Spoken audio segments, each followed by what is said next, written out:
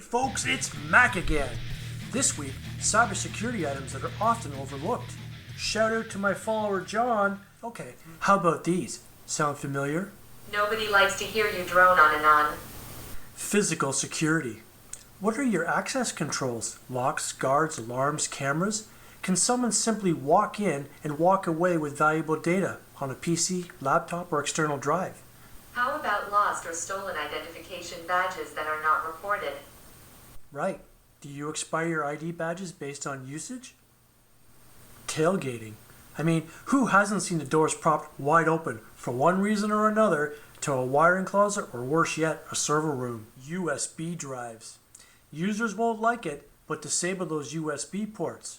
Just provide a clear rationale and an alternate easy but secure method to transfer those files. Good. What do you mean no sneaker net?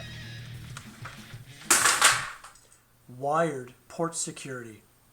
I think of all those IoT devices and the 101 uses for Badness 5000, but I also think about somebody just jacking in and getting an IP address. Oh.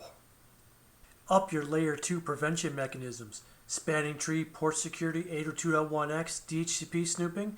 Bring them on wherever possible. Service desk are going to hate me, aren't they? Unfortunately, printers are still around. I mean, aside from documents laying around with confidential information, most printers allow you to walk up to them, do a health check, and print you out the IP address and or network information. What? User account cleanup, or lack thereof. Disgruntled or not, prior employees with continued access is of grave concern. Secure those accounts and invest in some sort of identity management solution that can tie across all your disparate systems. It's not hacking when you have the password. Poor password practices or requirements or lack of MFA.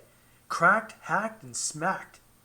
Develop a consistent password policy across your systems and deploy MFA as appropriate. No prescribed patching policy. Best effort based on resources or CVE ranking or the reliance on layer 7 tech. How about new?